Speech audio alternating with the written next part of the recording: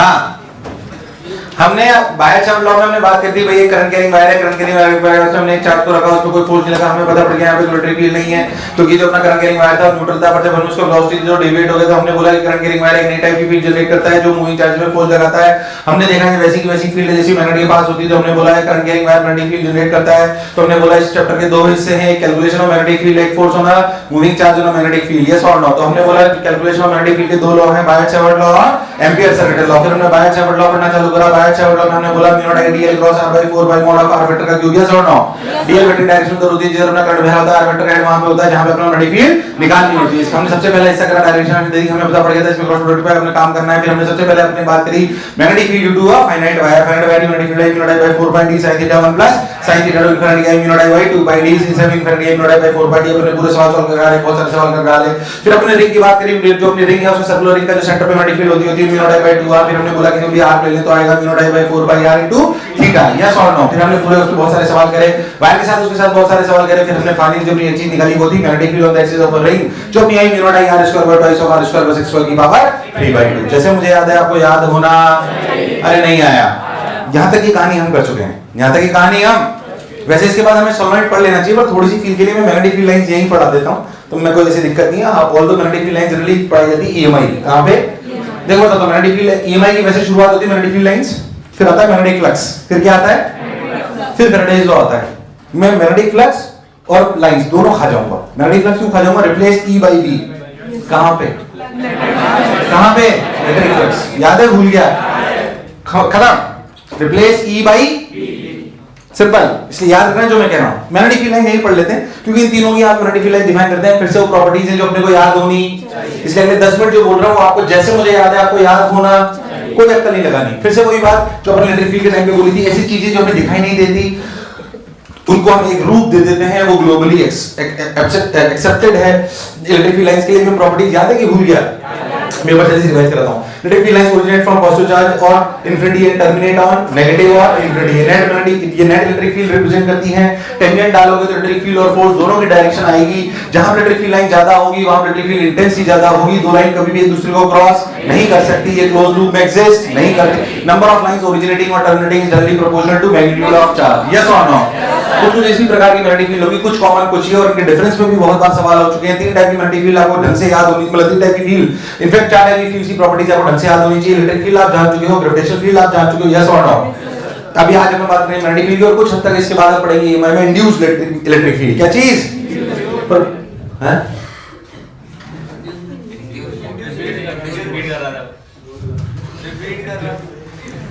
बीच में मोमेंटम मत तोड़ा करो, फिर क्या है,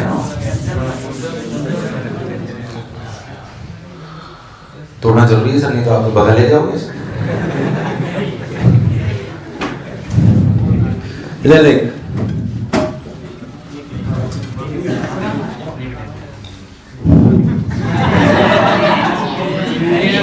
आगे बताओ चीची क्या कर रहे हैं, आगे बताओ जी, हटी मत करना बस, गुड। अब सुन, तो अपनी जो बेसिकली मैग्नेटिक फील्ड लाइन की प्रॉपर्टीज है असली में आई है मैग्नेट से। तो मैग्नेट की बात मैंने कहा जनरली, हालांकि मैं आपको ना एक चीज डाउनलोड कराऊंगा magnetic properties of matter JEE main के लिए, एक लेक्चर दूंगा मैं उस पे, पैरा डाया फेरोस बहुत सारा है वो पोर्शन है ना, तो मैं भी आपको डाउनलोड करा दूंगा, अभी कल परसों बोल दूंगा, डाउनलोड कर लेना उसको।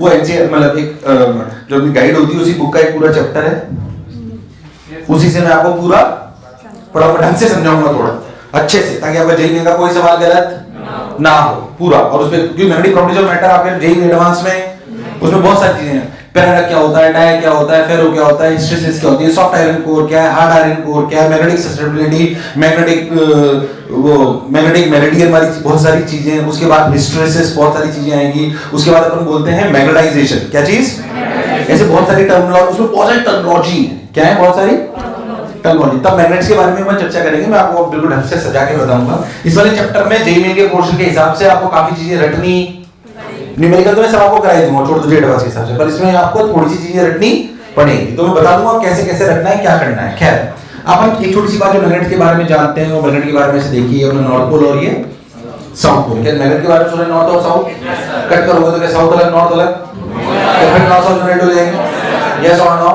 अब मैग्नेट के बारे में जानते हैं, मैग्नेट के बारे में आप जानते हो अगर एक चीज, तो यहाँ पे एक चीज होती है पोल स्ट्रेंथ। क्या होती है? मैं फिर कह रहा हूँ बहुत बेसिक सी बात बता रहा हूँ, अभी समझ लो। इन्हें बोलते हैं पोल स्ट्रेंथ। क्या बोलते हैं? ये बिल्कुल वैसी की वैसी होती है मैग्नेट जैसे डाइपोल होता है, प्लस क्यू और इसलिए जैसे डाइपोल में सेक्शन पढ़ा था बिल्कुल यहाँ पे आएगा डिट्टो, डिट्टो लाइन से डाइपोल पढ़ के रखना है। क्या पढ़ के रखना है? डाइपोल डिट्टो लाइन से पूरा एज इट इज रिपीट होगा सेम क्लास में बिल्कुल। ये हो जाएगा माइनस क्यू हो जाएगा प्लस क्यू। याद डाइपोल में होता था माइनस क्यू और प्लस क्यू, यहाँ पे होता है माइनस एम और प्लस एम। इसे बोलते हैं पोल स्ट्रेंथ। क्या बोलते हैं? Pole strength. वास्तविकता में ये दूरी एल होती है। याद कर वहां पे एक चीज होती थी डाइपोल मूवमेंट। क्या होती थी? यहाँ पे आएगा मैग्नेटिक मूवमेंट। क्या चीज? Magnetic movement. कंफ्यूज नहीं हो बिल्कुल। यहाँ पे आएगा मैग्नेटिक मूवमेंट। इसे अपन डिनोट करते हैं एम से। किससे? एम से। और इसे क्या बोलते हैं? M into L। याद है वहां पे Q into D? याद है? भूल गया? डायरेक्शन कहां से कहां तक? साउथ से नॉर्थ। कहां? याद है वहां पे माइनस क्यू से प्लस क्यू। याद है? भूल गया? बिल्कुल वैसा ही डाइपोल मूवमेंट कहलाता है। क्या कहलाता है? बस अभी यही रोक रहे हैं मैग्नेट, बाद में चर्चा होगी इस पर डिटेलिंग में। बहुत सारी चीजें आधा काटेंगे तो क्या होगा, ऐसे रखेंगे तो क्या होगा, टेक्निकल राउंडर रखेंगे तो क्या होगा, ये है वो वाइब्रेशन मैग्नेटोमीटर, ये है वो, फालतू बहुत सारी बातें ध्यान से सुनो। खैर, तो माइनस एम प्लस एम अपन ने ये बात कर ली, साउथ से नॉर्थ की मैग्नेटिक मूवमेंट है। मैग्नेटिक मूवमेंट अपना एम इनटू एल। ऐसे मैग्नेटिक मूवमेंट हम डिफाइन करेंगे करंट कैरिंग वायर के लिए। किसके लिए? करंट कैरिंग लूप्स के लिए और वायर के लिए डिफाइन करेंगे, क्योंकि जैसे ही ये फील्ड जनरेट करता है वैसे कौन करता है? Current carrying wire. इसलिए इनको एक सिनोनिम बनाएंगे बाद में, अभी सिर्फ इतना सा समझें। तो m into l डायरेक्शन कहां से है? डायरेक्शन है साउथ से नॉर्थ। कहां से? साउथ से नॉर्थ। चलिए वही बात अपने को समझ में आ गई। मैग्नेट के बारे में ध्यान रखना। अगर मैं आपको जेई का ही सवाल बोलूं तो जेई के सवाल आए थे 2002 में, ये बिल्कुल एग्जैक्ट जो आपको बता रहा हूं। आप सब लोगों ने शायद सुना हो, नहीं सुना हो, तो इसका आंसर बिफोर पढ़ाने ही मैं आपका चेक कर रहा हूं। ज्ञान 12वीं वाला या 10वीं वाला, 12वीं वाला है इसमें, है 10वीं पास है सब लोग? शाबाश, गुड। जानता था मैं, पर फिर भी बोलते नहीं बेटा ऐसा, है ना?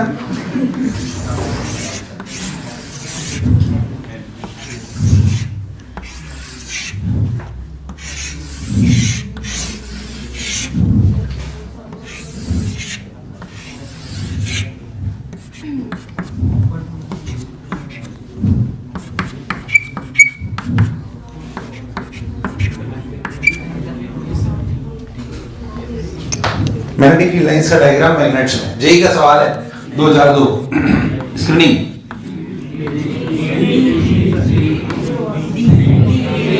जेई का सवाल है, जेई का सवाल है मैग्नेटिक फील्ड लाइंस का। बोलो, magnetic field lines of a magnet. Exact सवाल है, कोई चेंज नहीं करा। सब लोगों का सही होना चाहिए।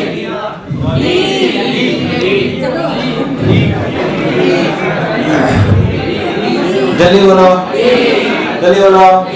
आंसर क्या है?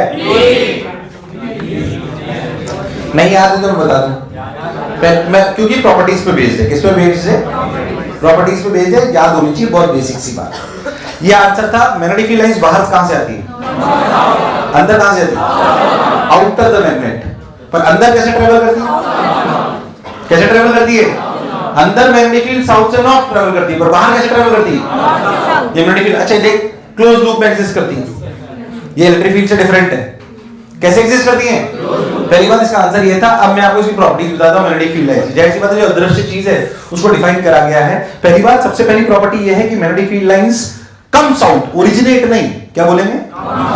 Comes out. सबसे पहली बात ये बोलेंगे magnetic field comes out from north pole and goes in inside the magnet. It travels from south to north and outside the magnet it travels from north to south. यार नहीं आया? आया कि नहीं आया? क्या मेरी बात एकदम क्लियर है? चलिए भाई, बहुत बढ़िया, बहुत सुंदर, बहुत मजा। ये मैं भी लिखा दूंगा पहली प्रॉपर्टी। फर्स्ट प्रॉपर्टी ओरिजिनेशन वाली, जो मैं भी आपको लिखा दूंगा, इससे परेशान होने की कोई जरूरत नहीं है। सेकंड प्रॉपर्टी वही सिंपल सी, जो एकदम अगर अपन बात करें, ध्यान देखो, उसी सीक्वेंस में ले जा रहा हूं जिस सीक्वेंस में हमने करता है। क्या magnetic field always represent net magnetic field? क्या magnetic field always represent net? अगर एक मैग्नेट यहां पे, एक मैग्नेट यहां पे, तो जो आपकी मैग्नेटिक फील्ड होगी वो नेट वाली रिप्रेजेंट होगी। कौन सी होगी? मान लीजिए, तो net magnetic field represents, net magnetic field represents net magnetic field. तीसरी प्रॉपर्टी ध्यान से सुने। थर्ड प्रॉपर्टी जो हमने पहले भी पढ़ी थी, ऐसे लाइन है, टेंजेंट डालोगे किसी डायरेक्शन मिलेगी? मैग्नेटिक फील्ड की मैग्नेटिक फोर्स। याद कर, जब आपने इलेक्ट्रिक फील्ड पढ़ी थी तो क्या टेंजेंट डाले पे इलेक्ट्रिक फील्ड और फोर्स दोनों मिला था? F बराबर QE, F बराबर पर यहाँ पे फोर्स होता है QV क्रॉस B। क्या होता है? अगर कभी सुना हो तो यस और नो। तो यहाँ पे tangent gives only direction of what?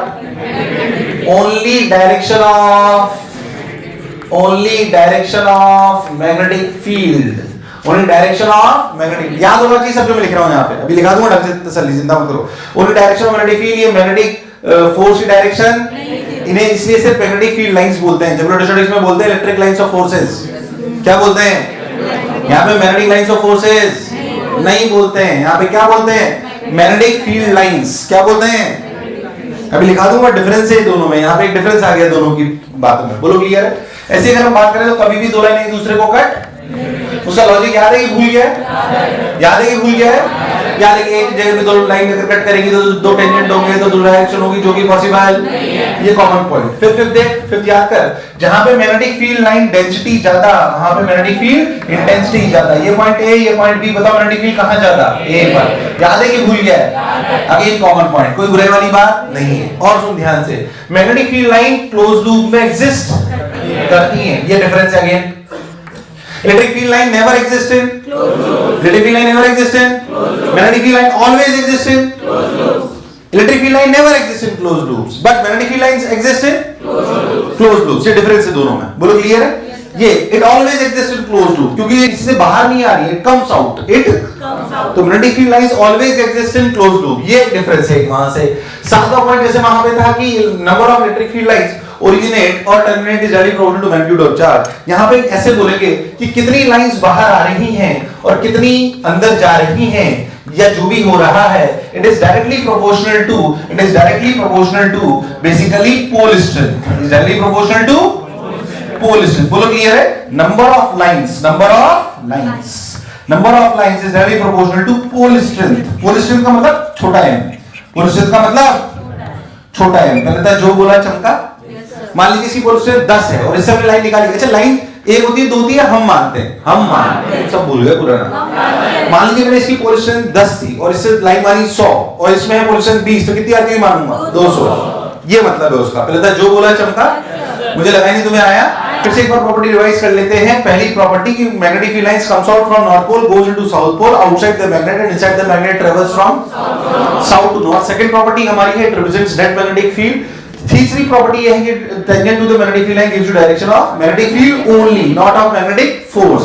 ये कभी भी एक दूसरे कट नहीं कर सकती, जितनी ज्यादा उतनी ज्यादा क्लोज लूप एग्जिस्ट करती है। पै समझ आया कि नहीं आया? अब आप सबसे पहले सिर्फ ये बनाओगे, ठीक? फिर मैं आपको प्रॉपर्टीज दिखाऊंगा, फिर इलस्ट्रेशन उतारोगे। सिर्फ ये उतारो बस, सिर्फ ये उतारो बस।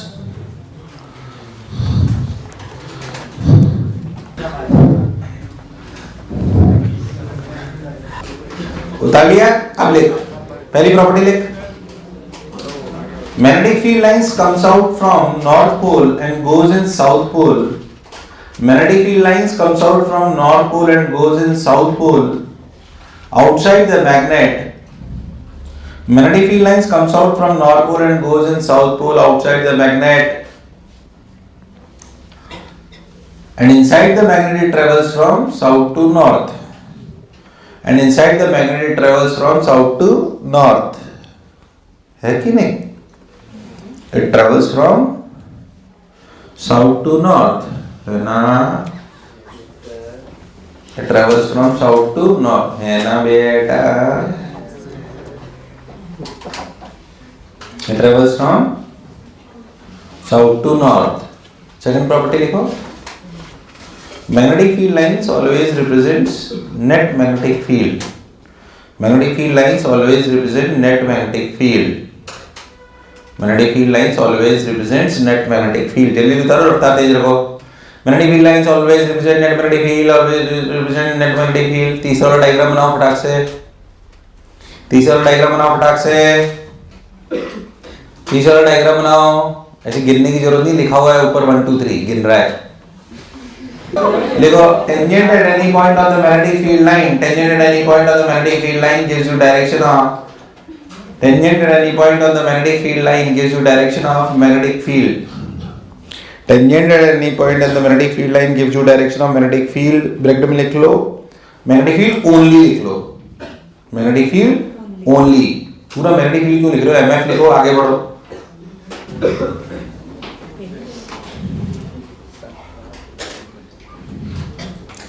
ब्रैकेट में लिखो, it does not give direction of magnetic force like in electric field. It does not give direction of magnetic force like in electric field. एक डिफरेंस है, ये मेजर है ना। फोर्थ डायग्राम बनाओ और लिखो, फोर्थ डायग्राम बनाओ और लिखो, फोर्थ डायग्राम बनाओ और लिखो, फोर्थ डायग्राम बनाओ और लिखो, फोर्थ डायग्राम बनाओ और लिखो, फोर्थ डायग्राम बनाओ और लिखो, फोर्थ डायग्राम बनाओ और लिखो, बनाए लिखो। Two magnetic field lines never intersect each other because at the intersection point there are two possible directions which is not possible. Two magnetic field lines never intersect each other because at the intersection point there are two possible directions which is not possible. Two magnetic field lines intersect. Two magnetic field lines never intersect each other because at the intersection point there are two possible directions which is not possible. Two magnetic field lines never intersect each other because at the intersection point there are two possible directions which is not possible.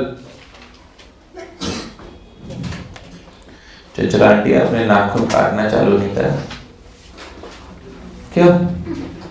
If electric field line, sorry, if magnetic field line density is high, then magnetic field intensity is high and vice versa.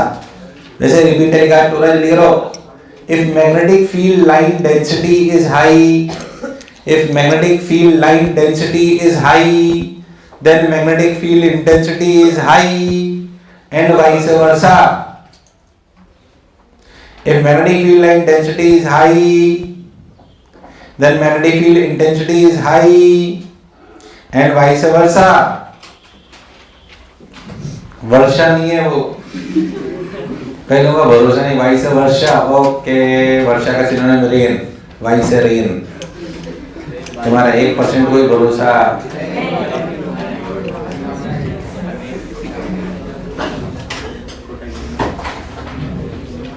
Maharana पिटने वाले दिन तो आज तैयार है, क्यों भाई? Magnetic field lines always exist in closed loop. Magnetic field lines always exist in closed loop. Bracket में लिख लो, electric field line never exists in closed loop. Electric field line never exists in closed loops. Next लिखो, next बनाओ diagram. उड़ जब जब जुल्फे तेरी, उड़ जब जब जुल्फे तेरी। वो अगला डायग्राम बना लो, बना लो अगला डायग्राम, है ना?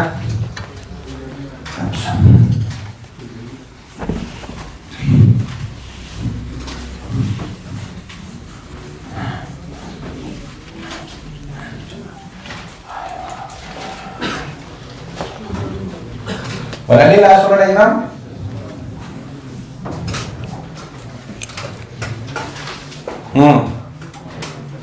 और लिखो, अब ठीक है, वैसे ही समझ में आ जाएगा पूरा उदाहरण। अल्फा नहीं है ये, क्या है ये? डायरेक्टली प्रोपोर्शनल है ना बेटा, है ना बेटा।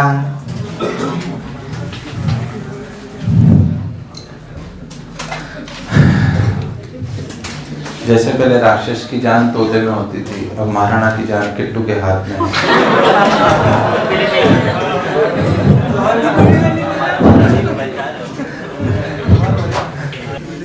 उतार लिया? ये उतार लिया? 9 सके तो बैठेगा इसलिए हो।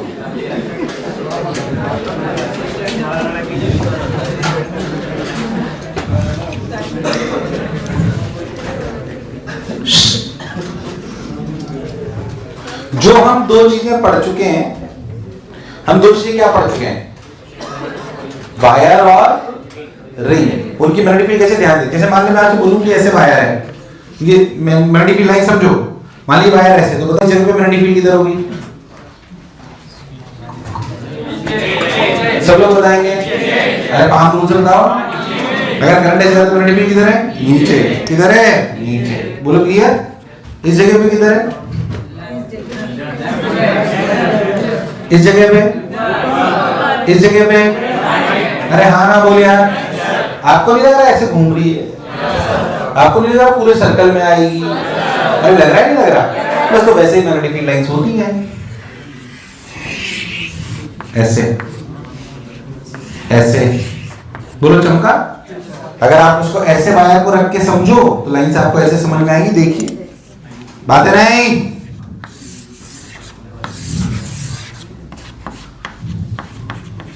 नहीं आया। So these are the magnetic field lines of what? Wire. Current carrying wire. बहुत बेसिक सी चर्चा। एक और चीज जो हमने पढ़ी वो क्या थी बोलो? रिंग। क्या थी? बेकार रिस्पॉन्स। क्या थी? रिंग। अगर आप बोलते हैं तो उसी मैग्नेटिक लाइन समझो अच्छे से। ऐसे ऐसे रिंग है आपकी, ठीक, करंट बह रहा है ऐसे। जब आपको बाद में पता पड़ेगा कि रिंग की मैग्नेटिक फील्ड लाइन वैसी होती है जैसे मैग्नेट में होती है ना? ये इसका नॉर्थ पोल बन जाता है और ये इसका साउथ पोल। बाद में बात करेंगे उसको। अभी मैं समझो लाइंस भी वैसी आती है।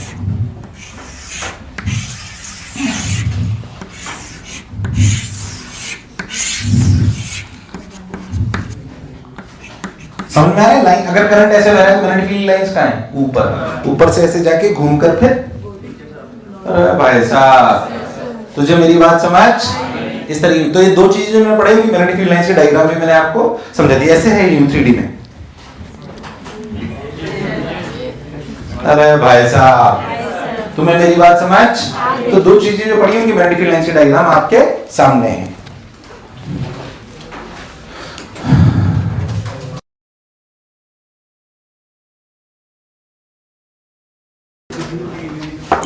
अब हेडिंग डालो इसका तीसरा एलिमेंट, सोलेनॉइड। कौन? सोलेनॉइड, है ना? हेडिंग डाल लो सोलेनॉइड। थोड़ा समझते हैं, पूरा प्रूफ करते हैं, अच्छा लगेगा आपको। पूरा बिल्कुल मतलब सीक्वेंस वाइज आपको सब याद होना चाहिए। आइए बात नहीं कर देखिए। सोलेनॉइड कौन?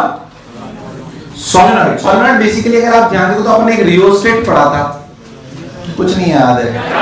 रियोस्टेट कहां पढ़ा था? ऐसे समझ लो उसी सेटअप को सोलेनॉइड कहते हैं। उसी सेटअप को क्या कहते हैं? बाद में एक स्टैंडर्ड इंडक्टर भी बन जाएगा। आप इस बात नहीं, या वैसे बातों की आवाज ज्यादा आ रही है, गुस्सा आ जाएगा, आधा घंटा भाषण दूंगा।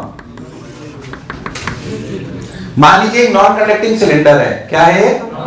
Non conducting cylinder. बेसिकली उसमें आपका वायर है कुछ इस प्रकार का, देखिए उसमें वायर ऐसे लपेटा हुआ है।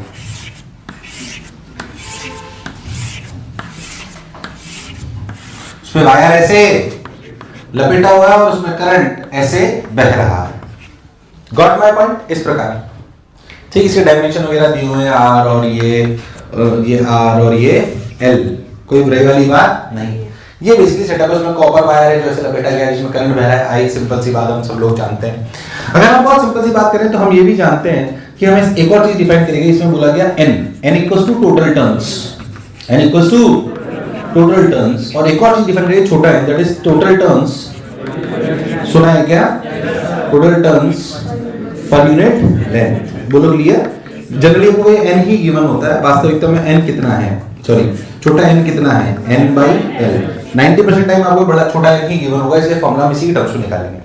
सवाल ये है कि हमका इसको कोई भी पॉइंट ले लिया जाए, यहाँ पे कोई भी पॉइंट एक्सिस पे ले लिया जाए और बोला जाए बताओ इस पर मैग्नेटिक फील्ड क्या है। सवाल ये है, ठीक है? सवाल ये है कि बताओ यहाँ पे मैग्नेटिक फील्ड क्या है। कैसे करते हैं उसके डायमेंशन में आपको समझाता हूँ, समझें।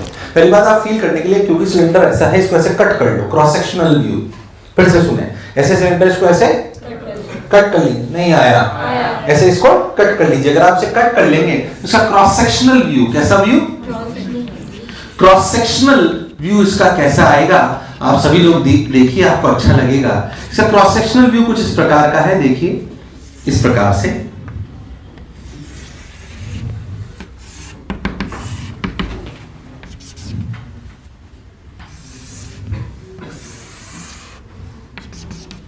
ठीक ऐसे। ये करंट बाहर आ रहा है, इसको हम डॉट डॉट से दिखाएंगे, और करंट अंदर जा रहा है उसको क्रॉस क्रॉस से। हमें मैग्नेटिक फील्ड यहां पे निकालनी है, ऐसा समझ लीजिए, या यहां पे निकालनी है, समझ लीजिए ऐसा। अगर हम इसको बहुत ध्यान से देखें तो हमें एक बात समझ में आएगी कि मैग्नेटिक फील्ड यहां पे निकालनी है। क्या मुझे magnetic field due to a ring on the axis आती? लास्ट बात हमने वही सीखी थी, magnetic field on the axis of a ring. क्या आपको नहीं लगता है इस रिंग का अलग दूरी पे पॉइंट है? इस रिंग, अरे भाई साहब मुझे लगा नहीं तुम्हें आया। और ध्यान दे हर रिंग की वजह से मैग्नेटिक फील्ड इधर ही है, चाहे इधर हो चाहे इधर हो। अगर मैंने एक रिंग के छल्ले मान लूं तो सबकी वजह से मैग्नेटिक फील्ड, क्या सब जुड़ जाएंगे? अंतर ये है कि हर रिंग की दूरी अलग अलग है, हर रिंग की। आपको नहीं लगता इंटीग्रेट करना चाहिए? बेकार रेस्पॉन्स, क्या करना चाहिए? यार मुझे लगा नहीं तुम्हें आया। तो क्यों ना हम एक एलिमेंट लें। हमने ऐसे एलिमेंट लिया, देखिए मिलके देखते हैं। मान लीजिए हमने एक एलिमेंट लिया ऐसे, x पे जाके dx, x पे जाके dx। चलो बताओ इसमें कितने नंबर ऑफ टर्न्स हैं? n dx। अरे भाई साहब कितने टर्न्स हैं? कितने कितने? आपको नहीं लगता इस वाली रिंग की वजह से इससे दूरी x है? तो इस वाली रिंग की वजह से जो छोटी सी मैग्नेटिक फील्ड लिखी गई वो लिखी गई mu naught I r square n dx by twice of r square plus x square की पावर 3/2। मुझे लगा ही नहीं तुम्हें आया। अरे बेकार रेस्पॉन्स।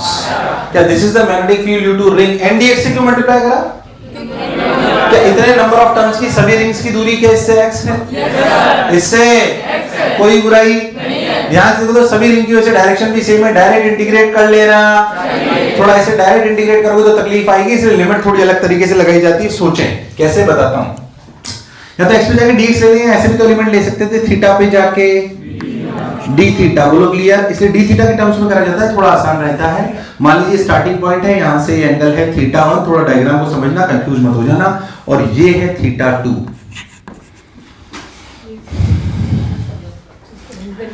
हम थीटा पे लिमिट लगाएंगे, किस पे लगाएंगे?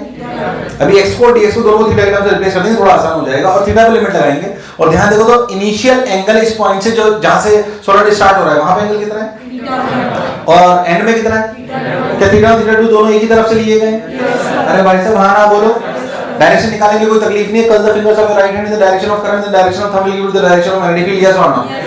Now let me tell you, अगर आप बहुत ध्यान से हो तो आपको बहुत अच्छे से एक बात समझ में आएगी। tan theta is nothing but r/x।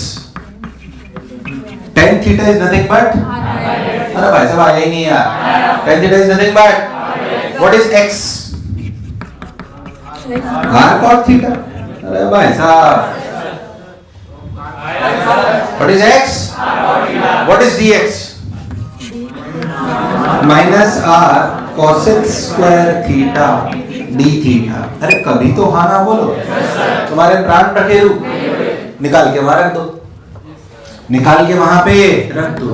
तो mu naught I r square and dx की वैल्यू कितनी? Minus r cosec square theta d theta. पहले तो यस और no, by twice of r square plus r square cot square theta की power 3/2। r square बाहर आएगा तो r cube बन जाएगा और ऊपर r क्यूब उपलब्ध है, मर जाएगा। 1 plus cot square theta is cosec square theta, that is cosec cube theta. ऊपर है cosec स्क्वायर थीटा, नीचे है तो 1/cosec theta, that is sin theta. ध्यान से देख तो क्या बचा? Mu naught ni/2 sin theta d theta minus. अरे कभी तो हाँ ना बोलो। बोलो थीटा लेने से छोटा हुआ कि नहीं हुआ? क्या हुआ कि नहीं हुआ? तो d भी लिख दिया गया। और बोलो टोटल के लिए क्या करूं? बोलो कहां से कहा था? सब लोग बोलेंगे थीटा 1 से थीटा 2, थीटा 1 से। क्या मुझे लगा नहीं तुम्हें आया? कहां से अपना सॉलिड चालू हो रहा है? जहां पे थीटा की वैल्यू कितनी है? थीटा 1। तो लिमिट लगाई गई थीटा 1 से। What is the integration of sin theta?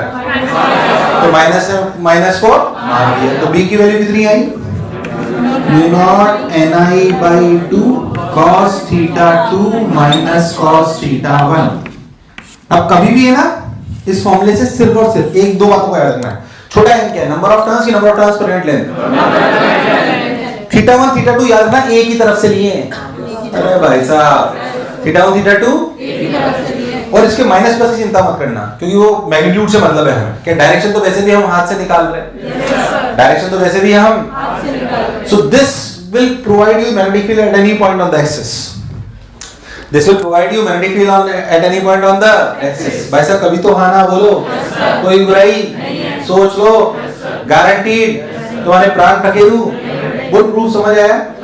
उतार, उतार मेरे लाल, मेरे पीले, मेरे नीले, मेरे रेनबो, मेरे गेंडे।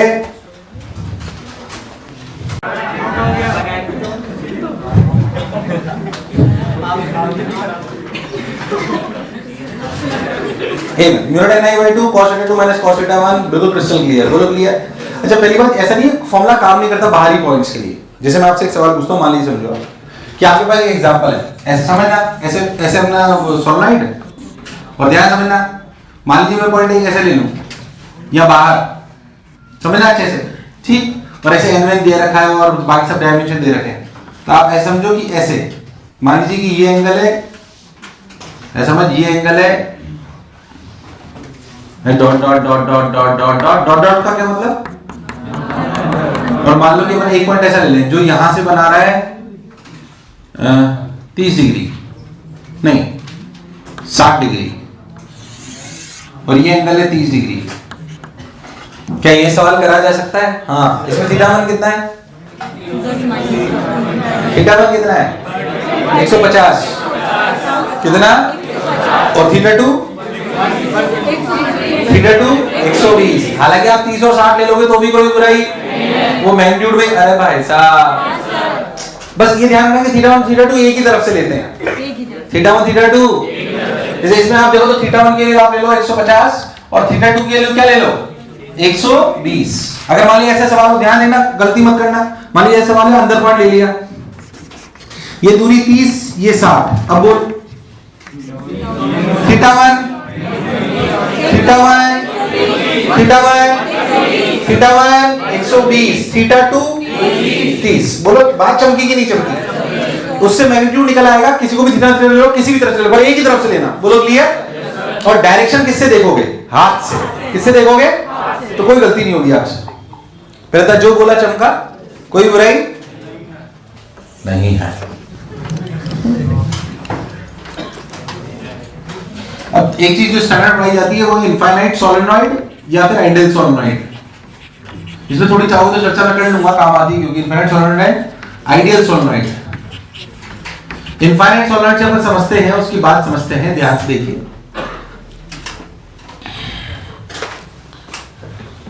छोटा n is the number of turns per unit length, confuse मत होना बिल्कुल। छोटा n is the number of turns per unit length, confuse नहीं हो बिल्कुल। छोटा n is the number of turns per unit length। अब देखिए इधर इनफाइनाइट सोलेनॉइड, आइडियल सोलेनॉइड, इधर देखिए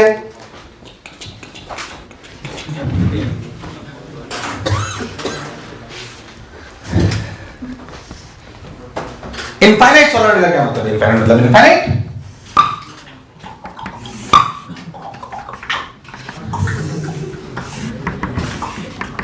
ओके गुड।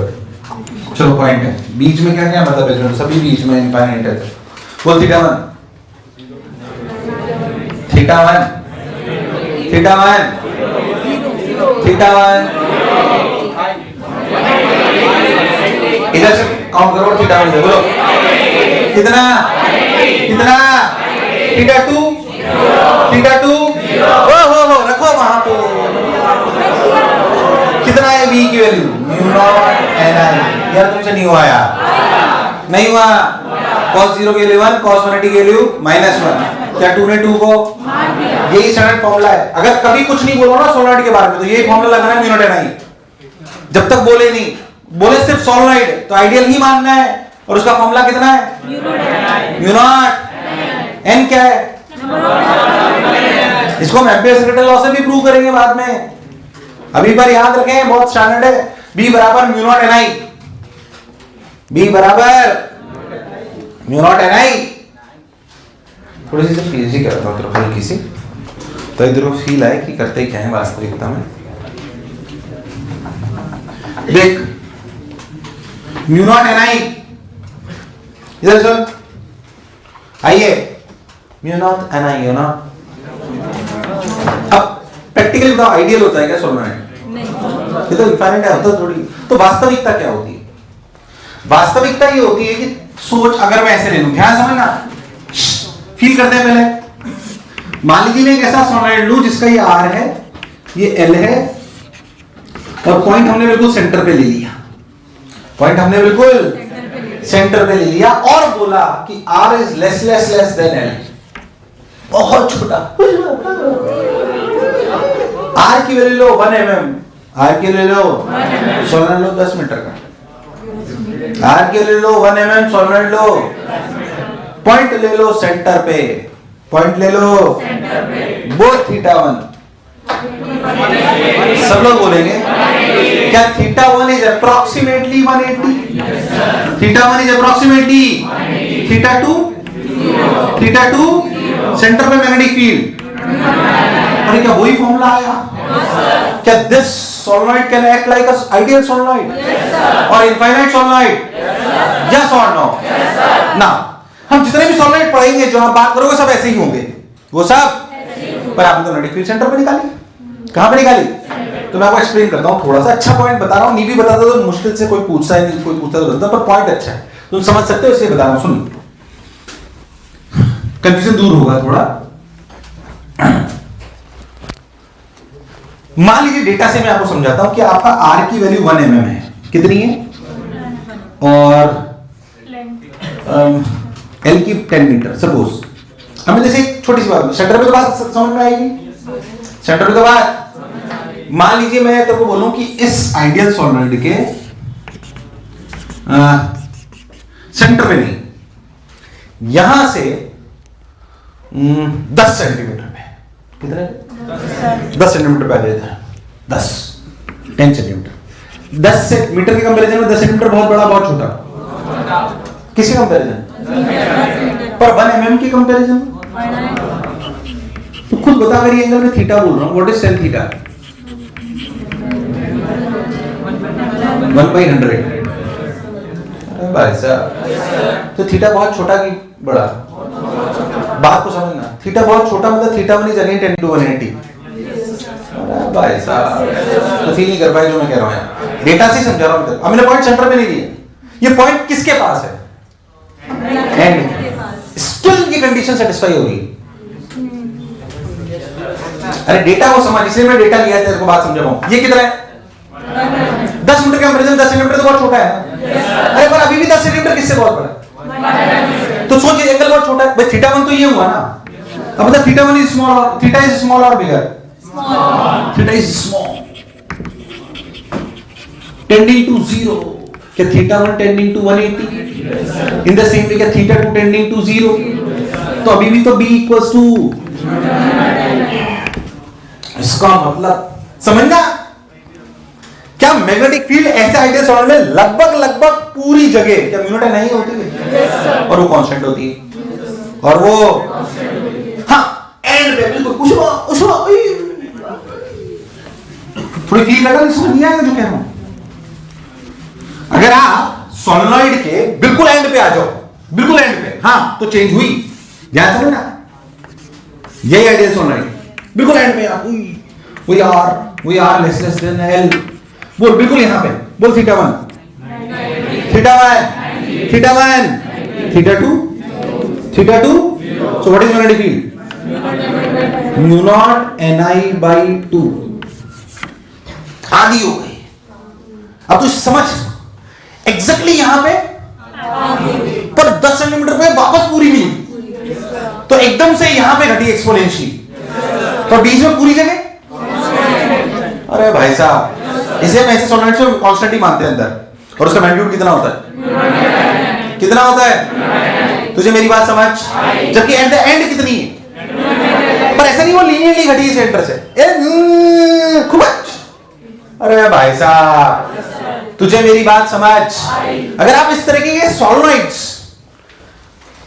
रियलिस्टिक आइडियलिस्ट अगर आप बात करो तो मैं आपको थोड़ी चलो और फील कराता हूं, बढ़िया अच्छा लगेगा आपको। रियलिस्टिक सोलेनॉइड्स जिनमें R less less than L हो, तो उनका डायग्राम किस प्रकार के होते हैं मैग्नेटिक फील्ड लाइंस के देखिए।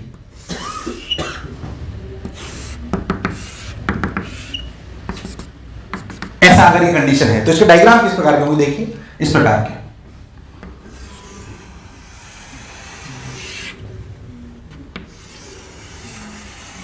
बीच में लगभग लगभग कांस्टेंट।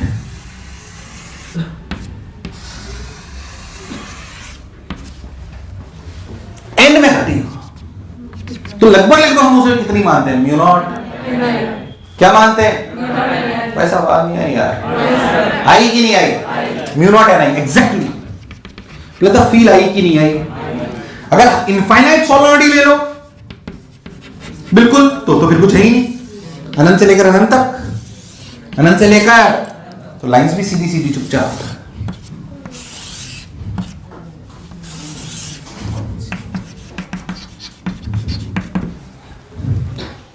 तुझे मेरी बात दूर दूर तक समझ? मुझे ऐसा क्यों लगा तेरे प्राण निकल गए? निकले कि नहीं निकले? आइडियल सॉलिडरिटी के अंदर मेरी फील्ड कितनी होती? बाहर जीरो। बाहर ये कभी भी लूप ऐसे कंप्लीट नहीं होता अनंत में। मैं आपको लॉजिक भी बता दूंगा, 0 10 क्यों बढ़ती है भी आप चाहोगे तो। ये b इक्वल टू 0 समझ, ये b equal to mu naught N I समझ आया नहीं है? बेकार रेस्पॉन्स। बाहर जीरो के मानते लॉजिक देता हूं, वैसे तो याद रखना है, ज्यादा अक्कल नहीं लगानी, वैसे याद रखना। आइडियल सॉलिड के अंदर मैंने फील्ड b इक्वल टू 0 कहां पे? बाहर। क्या ये थोड़ा रियलिस्टिक है? मुझे लगा नहीं तुम्हें आया कि नहीं आया? मैं तो b इक्वल टू 0 का लॉजिक देता हूं, ऐसे समझ।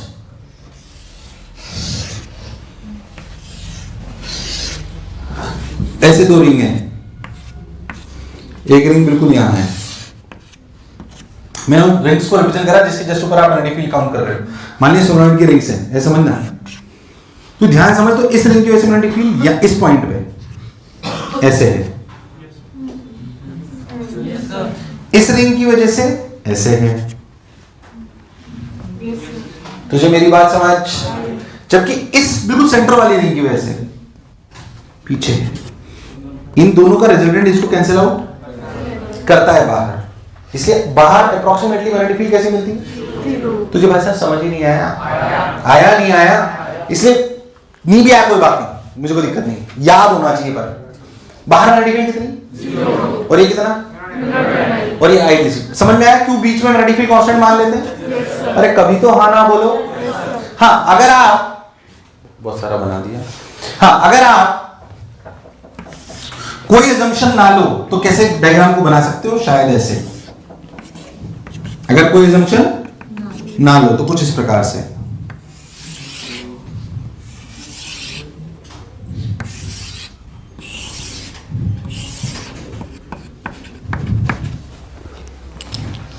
तुझे मेरी बात समझ? हम कौन से केस को डील करेंगे ये? और हम जब भी सवाल में कुछ नहीं बोला हो तो ये मालूम है, कुछ नहीं बोला है, सिर्फ सॉलिड बोला है, तो क्या मानना है? अंदर magnetic field mu naught N I, बाहर जीरो, खत्म। कुछ बोला हो तो पीएचडी करनी है, वरना पीएचडी। ये सब समझाने के लिए मैंने आपको लाइन्स पहले पढ़ाई ताकि आपको फील आए।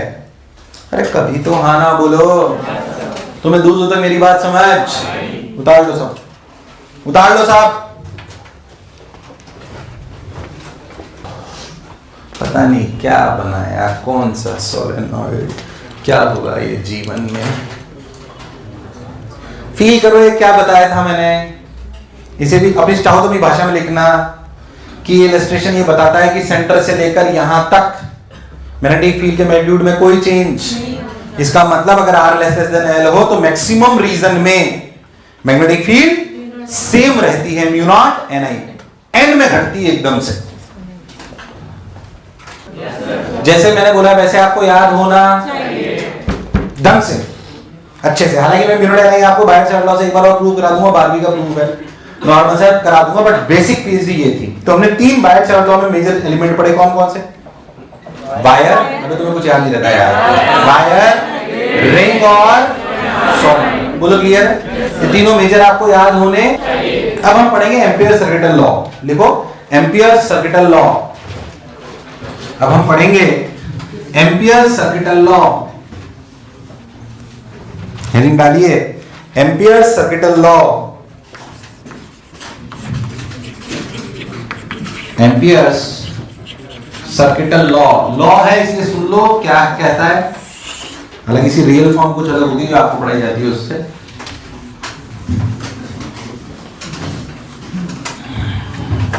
ध्यान सुन, बातें नहीं, इधर देखिए। एम्पियर सर्किटल लॉ, कौन सा लॉ? एम्पियर सर्किटल लॉ कहते हैं थोड़ा सा हल्का फुल्का सा गॉस लॉ जैसा है। गॉस लॉ याद है? Integral B dot D integral E dot D A बराबर Q in by where E is the electric field due to all the charges whether inside और Q in is the charge which is placed inside. मैंने कहा exactly वैसा, कुछ चीजें वैसी दिखेंगी। सुने, मान लीजिए आपके पास करंट कैरिंग वायर है, हम जानते हैं करंट कैरिंग वायर की सिमिलरिटी फील्ड होती है I1 I2, टाइम पास नहीं करते हैं बिल्कुल। ये आपका I3 और ये आपका I4। किसी रीजन में अगर ये मैग्नेटिक फील्ड्स हैं, सॉरी वायर्स हैं, तो क्या इनकी वजह से मैग्नेटिक फील्ड भी है, पूरी रीजन मैग्नेटिक फील्ड से भरी हुई है, इसमें कोई शक वाली बात। ये अंदर जा रहा है, ये बाहर आ रहा है, ये बाहर आ रहा है, ये अंदर जा रहा है, ऐसे 4 वायर हैं। हमने इस पूरे रीजन में एक इमेजिनरी लूप लिया, लूप और सरफेस अलग है। ये क्लोज्ड लूप है, क्लोज्ड लूप और क्लोज्ड सरफेस अलग अलग बात।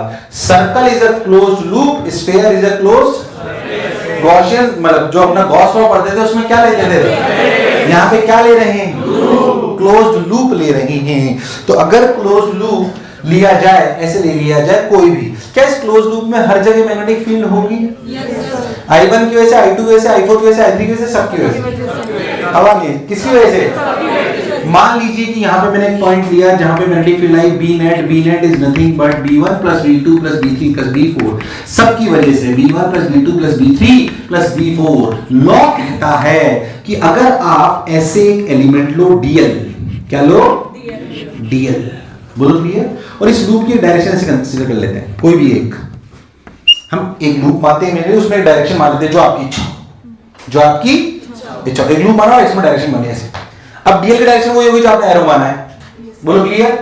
अब एक वैल्यू निकाली जाए इंटीग्रेशन ऑफ गोला, गोले का मतलब क्लोज लूप, गोले का मतलब वैल्यू निकाली जाए integral v dot dl। Integral क्या वैल्यू निकाली जाए? Integral that is equals to mu naught I in। पहली बात ये लॉ है, integral b dot dl equals to b is perpendicular to what? I1 I2 I3 I4 या सब अंदर वाला कि बाहर वाला कि सब? ये पॉइंट कॉमन है किसका? Gauss law. यहाँ पे गोला क्या दिखा रहा है? Close loop. यहाँ पे DA है कि DL है? क्लोज लूप लिया जा रहा है, बोलो क्लियर है। So integral b dot dl where b is the magnetic field due to all the wires whether inside or outside। ये बात वैसा है। म्यू नॉट I in कौन सा? बाहर वाले से कोई लेना देना नहीं है। कैसी गॉस लॉ में भी बात पड़ी थी, इसलिए मैंने बोला कुछ वैसा है। तो बताइए I in क्या लिखूं? I1 प्लस कि I1 माइनस I2 कि I2 माइनस I1 कि माइनस I1 माइनस I2? ये तो समझ में आ गया। I1 I2 आएंगे, अरे आएंगे कि नहीं आएंगे? पर मैग्नेटिक फील्ड I3 I4 की वजह से भी है। अरे भाई साहब, मैग्नेटिक फील्ड I3 I4 की वजह से भी। बोल क्या लिखो, बोलो क्या लिखो? A B C D, बोलो क्या लो? जब आप इसका एरो फिक्स करते हो तो आप पॉजिटिव करंट की डायरेक्शन भी फिक्स कर लेते हो। So assume a loop, take a imaginary direction, this imaginary direction automatically tells you the positive current. curl the fingers of your right hand in the direction of the assumed direction. The direction of thumb will give you the direction of current, positive। इसमें कैसे माना है ऐसे? अरे भाई साहब माना बोल, तो तूने करंट कौन सा माना? कोई बच्चे बोले सर तो उल्टा मान ले। तो सोच जो ये बच्चे ने एंगल बी और डी में थीटा लिया था वो 180 माइनस थीटा हो, तो अपने आप इधर भी माइनस आ जाएगा। अरे भाई साहब कोई फर्क नहीं पड़ेगा उससे, don't worry.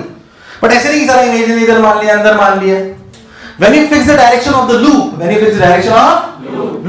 at that time itself, you fix the direction of positive current. You fix the direction of, जैसे इसमें हमने positive direction किधर मानी? बाहर। को उल्टा मानता तो क्या उल्टा भी कर सकता था? पहले तो क्या लॉ आपको समझ में आया है?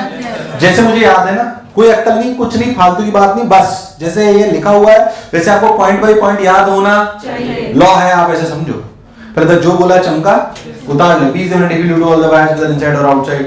I इनका क्या मतलब है, इसका क्या मतलब है, उसका क्या मतलब, उतार लो अच्छे से।